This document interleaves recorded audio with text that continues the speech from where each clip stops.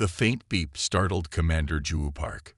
It was 3 a.m. Earth Standard Time, and the night shift on Moonbase Alpha was usually quiet.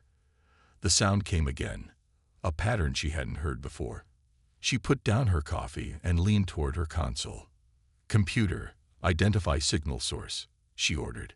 "Signal origin, HD 9801 star system.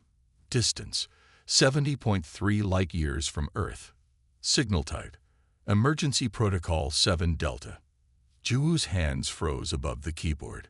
Protocol 7 Delta was an ancient emergency code, developed during the first expansion era over a century ago.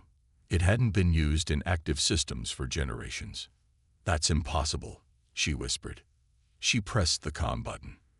"Lieutenant Minho to the command center immediately." Within minutes, Science Officer Minho hurried in, his uniform wrinkled from sleep. "We've received a 7 Delta," Juwu said, pointing to the screen. Minho's eyes widened. "That can't be right. Those codes were retired before either of us was born. Analyze it. Now." Minho worked quickly, his fingers dancing across the holographic interface. "Commander, the signal contains authentication markers that match our historical records perfectly. It's genuine. But how? No human expedition has ever gone that far. The farthest colony is only 38 light-years out. I don't know, but there's more." Minho looked up, his face pale. "There's a message embedded in the signal." Juwu felt a chill run down her spine. "Play it." A distorted voice filled the room. "Under attack. Survivors few. They hunt us. Remember Protocol Sleeping Giant." The message repeated twice, then fell silent. "Protocol Sleeping Giant?" Minho asked. "What is that?" Juwu sat back in her chair. She had only heard rumors, whispers among the highest-ranking officers when they thought juniors weren't listening. A contingency plan so extreme that it was supposedly locked away, never to be used. "Get me Admiral Sunwoo. Now." While Minho made the call, Juwu pulled up everything she could access about HD 9801. The system had been scanned once by an automated probe 30 years ago. 4 planets, 1 potentially habitable, but no follow-up mission had been authorized. There was nothing there. No colony, no outpost, nothing that could have sent that signal. Admiral Sunwoo's face appeared on the main screen, lines of sleep still marking his cheek. "Commander Park, this better be important." "Sir, we've received a 7 Delta from HD 9801 with mention of Protocol Sleeping Giant." The Admiral's sleepy expression vanished. "Clear the room, Commander. Now." Juwu nodded to Minho, who left quickly. When the door closed, the Admiral leaned closer to his camera. "Verify the signal's authenticity. Triple-check it."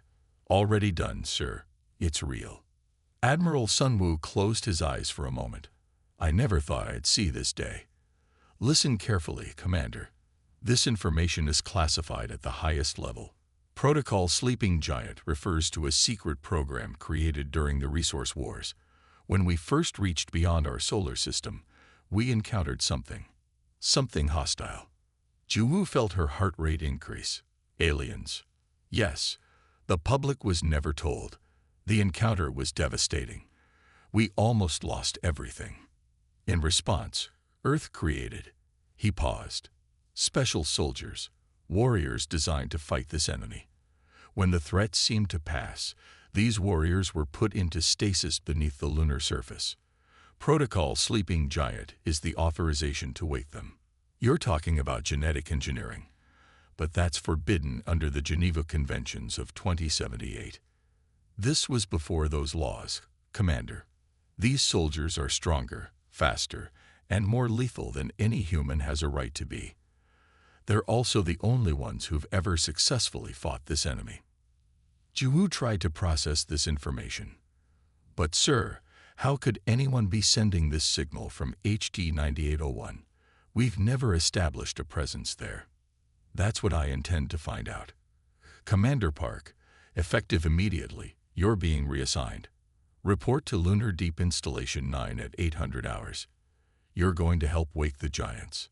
The screen went black. Jiwoo sat alone in the quiet command center, the implications sinking in. Somewhere, 70 light-years away, humans were fighting for their lives against an enemy Earth had tried to forget. And now, ancient warriors would rise again to face that threat. She looked at the signal, still pulsing on her screen. Whatever had sent it had changed humanity's path forever. Commander Jiwoo Park stepped out of the shuttle onto the gray dust of the lunar surface. A plain metal door set into the rock face was the only sign of human presence. 2 guards in unmarked uniforms stood at attention. "Commander Park for General Kim," she said. Without speaking, one guard pressed his palm to a hidden scanner. The door slid open, revealing a long tunnel that descended deep into the moon. Jiwoo followed the guards down a series of elevators and passages. The air grew colder as they went deeper. Finally, they reached a massive steel door with no markings. One guard spoke into his comm. "Package delivered." The door swung open to reveal a command center busy with activity. In the center stood a stern-faced man with silver temples, General Do-Yeon Kim. "Commander Park," he said without offering his hand. "Welcome to Facility 0. "Sir," Jiwoo saluted. "I wasn't aware this base existed." "No one is," Kim replied. "According to every official record, we don't exist. Follow me." He led her to a wall of screens showing rows of large metal pods. Each pod was connected to countless tubes and wires. "The SOS from HT 9801 was authenticated?" Kim asked. "Yes, sir. Triple verified." Kim nodded and opened a small case on his desk. Inside was a single red key card. 117 years ago, this facility was sealed. Today, we open it. He inserted the card into a slot. A mechanical voice requested.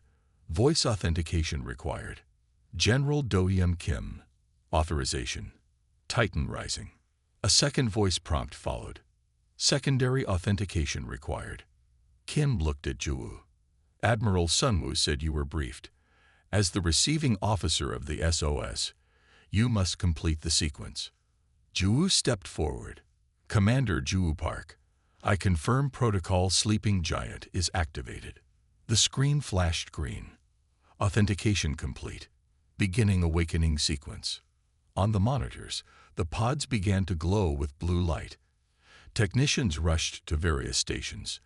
"What exactly are we waking up, sir?" Jiwoo asked. Kim's face was grim. "During the First Contact War, humanity was losing badly. Our weapons were useless against the enemy.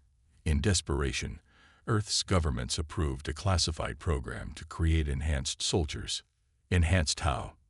Genetically, physically, neurologically." Kim watched the screens. They stand over 8 feet tall. Their bones are reinforced with carbon nanofibers. Their muscle density is triple that of an ordinary human. Their reaction times are 4 times faster. They can survive in environments that would kill you in seconds. Jiwoo stared at the pods. "They're not human. They're human. Just more than human. We called them Titans." An alarm sounded. On one screen, a pod was opening. Steam poured out as mechanical arms withdrew tubes and wires from the occupant. "The first is awake," a technician called out. "That would be Taehyun," Kim said. "The first Titan ever created, and their de facto leader." Jiwoo watched as a massive figure sat up in the pod. Even sitting, he was taller than the medical staff surrounding him. His skin was pale from over a century in stasis, but his muscles were clearly defined. He moved with careful precision, as if aware that a casual gesture could harm those around him. "Sir," a nervous technician approached Kim. "Taehyun is asking to speak with you." Kim nodded to Jiwoo. "Come, you should meet him." They entered a large chamber where the recently awakened Titan sat on a reinforced bench. He wore a simple gray bodysuit that barely contained his frame. When he looked up, Jiwoo suppressed a gasp. His eyes were golden with vertical pupils, like a cat's. "General," Taehyun's voice was deep and rough from disuse. "You're not General Choi." "General Choi died 70 years ago," Kim replied. "I am General Kim. This is Commander Park." Tae-hyun studied them both. Despite just waking from century-long sleep, his gaze was sharp and alert. "How long?" he asked. 117 years, Kim answered. Tae-hyun closed his eyes briefly. When he opened them, Ju-woo saw something unexpected. Grief. The others. "We're waking them now. All 37 Titans who chose stasis." Tae-hyun nodded slowly. "Then they've returned." "Yes, we received an SOS using old emergency protocols from HT 9801. They were supposed to be gone forever," Tae-hyun said, more to himself than to them. Then he stood up to his full height, towering over both officers. "We need to prepare. They won't stop at one system this time." Ju-woo looked up at the giant. "You're ready to fight again, just like that." Tae-hyun looked down at her with those strange eyes. "Commander, this is what we were made for. We are weapons waiting to be used." His expression softened slightly. "But to answer your question, no, not just like that." None of us wanted to wake to this news. Around them, alarms sounded as more pods began to open. The Titans were awakening, and with them, humanity's last hope against an enemy most people didn't even know existed. The UESS Thunderchild was the largest military vessel in Earth's fleet, yet Captain Ju-woo Park felt it was too small. The corridors, designed for average humans, became cramped whenever a Titan passed through. The ship had been modified in a rush. Sleeping quarters with reinforced beds, wider doorways, stronger chairs in the command center. But these changes couldn't erase the awkwardness of the situation. 2 weeks into their journey to HD 9801, Ju-woo walked into the mess hall during the night shift. She stopped at the entrance. Half the room was empty despite being dinner time. On the far side sat 5 Titans, eating quietly at tables that seemed too small for them.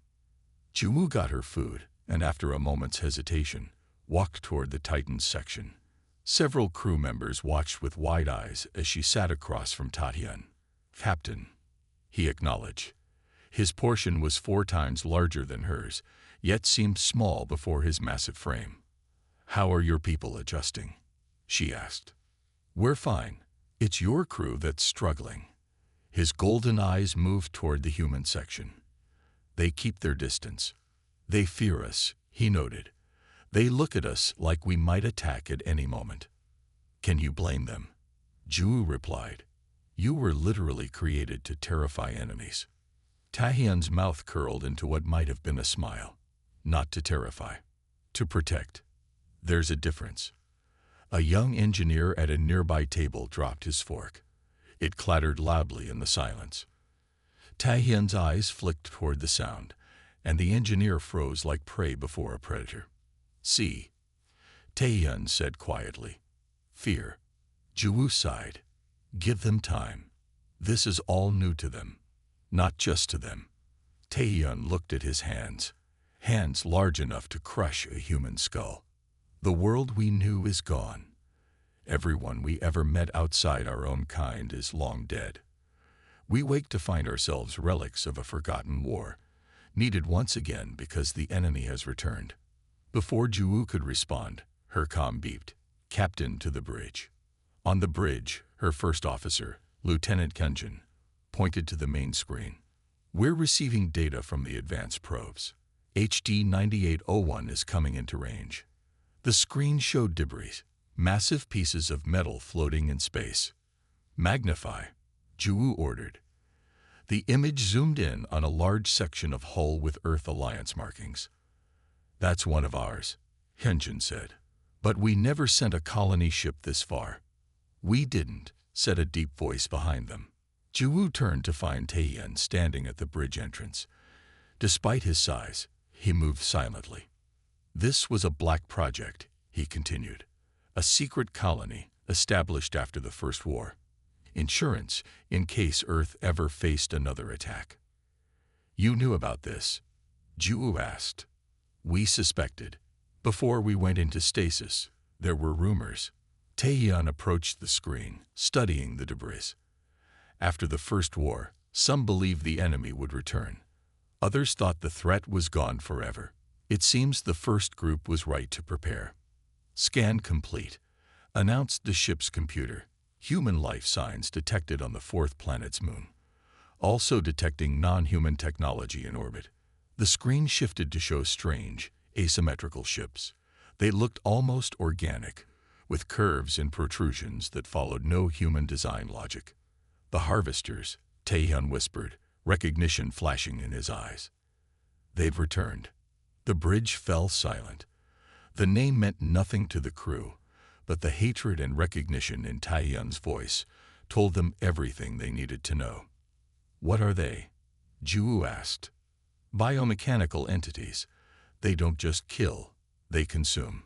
Technology, resources, people, all become raw material." His massive fists clenched. "We call them harvesters because that's what they do. They harvest worlds." Lieutenant Hunjin looked at the alien ships with growing horror. "How do we fight them?" "That's why we're here," Taeyeon said. His golden eyes reflected the image of the enemy ships. "We were made to fight this specific enemy. We are their opposite, their predator." Ju studied the tactical display. 7 alien ships orbited the moon where human survivors were detected. "We're outnumbered," she noted. Taehyun's expression changed to something fierce, almost eager. "Numbers mean nothing. One Titan is worth 100 of their drones." Around the ship, the other Titans would be seeing this same data. Ju imagined them preparing, checking equipment, readying for battle against an enemy they had been born to fight. "Take us in," she ordered. "Battle stations," and informed the Titans. "They deploy in 6 hours." As alarms sounded throughout the ship, Ju caught Taehyun's eye. For the first time, she saw purpose there, not just existence.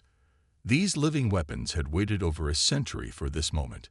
The Thunderchild accelerated toward the HD 9801 system, carrying humanity's secret guardians back to war. The Thunderchild dropped out of hyperspace at the edge of the HD 9801 system.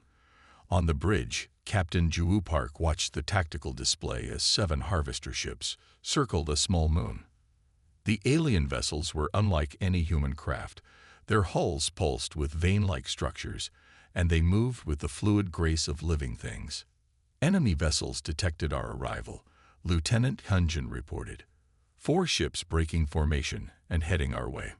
"All weapons hot," Ju ordered. "Prepare Titan launch base." Deep in the ship's belly, 37 Titans stood in the massive launch bay. Each was being fitted with specialized combat frames, powered exoskeletons designed to enhance their already formidable strength and speed. The frames were midnight black with blue energy lines running through them like circuitry. Taeyeon flexed his armored hands as technicians made final adjustments. The armor added another 2 feet to his height, making him appear more machine than man. Only his golden eyes were visible through his helmet. "They remember us," Taeyeon said as the first harvester ship appeared on the bay's display screen. "Good." A human technician looked up, confused. "How could they remember? It's been over a century." "They're a hive consciousness," Taeyeon explained. "Their collective memory spans generations. They know what we did to them last time." The ship shuddered as the first enemy shots hit the shields. Over the comms, Ju's voice was calm but urgent. "Titans, deploy now. Protect the colony survivors at all costs." The launch bay doors opened to space. Without hesitation, the Titans activated their armor's propulsion systems and shot out into the void. They didn't need ships or shuttles. Their combat frames were designed to function in vacuum. Ju watched from the bridge as 37 streaks of blue light erupted from the Thunderchild, heading toward the enemy vessels. The harvester ships immediately changed tactics, focusing their fire on the incoming Titans. "They're ignoring us now," Hunjin said, sounding almost offended. "They know who the real threat is," Ju replied. On the main screen, the first contact happened. A Titan, Ju couldn't tell which one, slammed into a harvester ship at incredible speed. Instead of bouncing off, the Titan punched straight through the hull and disappeared inside. "What are they doing?" a young officer asked. "Fighting them from the inside," Ju explained, remembering her briefings. "Harvester ships are partially organic. The Titans disrupt their internal systems. More Titans breached the harvester ships, while others engaged the smaller fighter craft that swarmed from the larger vessels. The Titans moved with impossible coordination, seeming to know exactly what the others would do without communication. "Are they talking to each other?" Hanjin asked. "In a way," Ju said. "They have a limited form of shared consciousness, not like the harvesters, but enough to coordinate in battle." One of the harvester ships began to convulse, its organic hull bulging outward in places. Suddenly, it split open as 3 Titans burst from its core, trailing fluids that froze instantly in the vacuum of space. The ship's lights flickered and died. "They were made for this," Hyunjin whispered, watching the Titans tear through harvester defenses. "Literally made for this exact enemy." Ju nodded. The Titans weren't just soldiers. They were living weapons designed specifically to counter the harvesters' biology and technology. "Captain, we're receiving a transmission from the moon's surface," called the communications officer. A woman's face appeared on screen, dirty and tired but alive. "This is Dr. Sojin Kang of Colony Hope. Thank God you came. We've been holding out for weeks, but our supplies are almost gone." "We're here to help, Doctor," Ju assured her. "How many survivors?" 112, Dr. Kang replied. "Out of 500. Juwoo's heart sank at the numbers, but she kept her expression calm. "Prepare for evacuation. We'll send shuttles once the area is secure." Outside, the battle was turning decisively. 6 harvester ships were now disabled or destroyed. The 7th and largest was retreating, pursued by a dozen Titans. "Should we call them back?" Hanjin asked, pointing to the pursuing Titans. "No," Ju said firmly. "If even one harvester escapes, they'll return with reinforcements. The Titans know what they're doing." The final harvester ship attempted to jump to hyperspace, but 3 Titans latched onto its hull, tearing at crucial systems. The ship's engines flared and then exploded in a brilliant flash of blue-green light. For a moment, silence filled the bridge as the crew watched the debris scatter across space. Then cheers erupted as they realized the victory was complete. "Begin rescue operations," Ju ordered, allowing herself a small smile. "And recall our Titans." One by one, the armored giants returned to the Thunderchild, their combat frames bearing the marks of fierce battle. As they entered the ship, the human crew, who had feared them just days before, lined the corridors, watching in awe. These weren't monsters, they were guardians, and they had just saved humanity once again. The medical bay of the Thunderchild was crowded with survivors from Colony Hope. Most had injuries, burns, broken bones, radiation exposure. The colony had fought hard before the rescue arrived. Captain Ju Park made her way through the packed room, stopping to speak with each survivor. These people had faced humanity's worst nightmare and lived to tell about it. When she reached the far corner, she found an elderly woman sitting on a bed, watching the medical staff with sharp eyes. "Dr. Minji Lee?" Ju asked. The woman looked up and nodded. Despite her age, well over 80, her gaze was clear and intelligent. "Captain Park," Dr. Lee said, "I've been waiting to speak with you." Ju sat beside her. "The other survivors said you were the one who sent the SOS." "Yes." Dr. Lee's hands trembled slightly as she reached for a cup of water.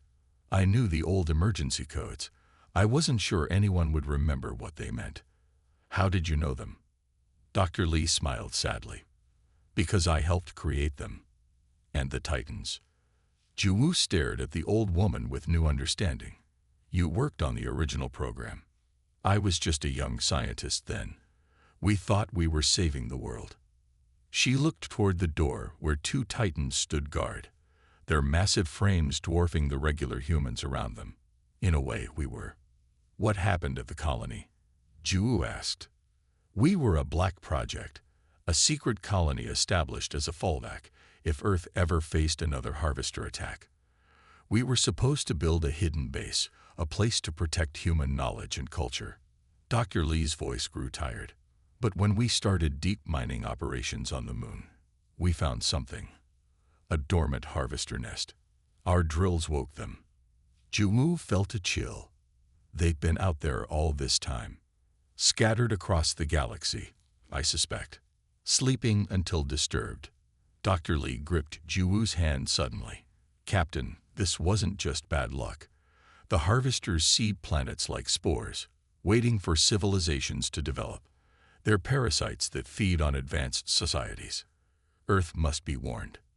Later that night, Juwu found Taehyun in the observation deck, staring at the stars. Even sitting, he towered over the captain as she joined him. Dr. Lee told me everything, Juwu said, about the original war, about why the Titans were created. Taehyun continued looking at the stars. And now you know why we were hidden away. We were made for a war that humanity wanted to forget. The council has been in emergency session since we sent our report, Juwu said. They're debating what to do next. And what to do with us? Taehyun asked, his golden eyes finally turning to her. Yes, she admitted. We've served our purpose. Perhaps it's time for us to sleep again. The ship's engines hummed as they continued their journey back to Earth. The Thunderchild carried not just the rescued colonists, but a terrible truth.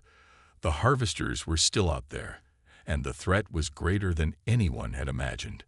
2 weeks later, as they approached Earth orbit, Juwu found Taehyun again in the observation deck. The blue planet filled the viewport, beautiful and fragile. The council has reached a decision, she told him. They're establishing a new defense initiative, deep space monitoring for harvester activity, research into their biology. And, she paused, a permanent place for the Titans in Earth's defense forces.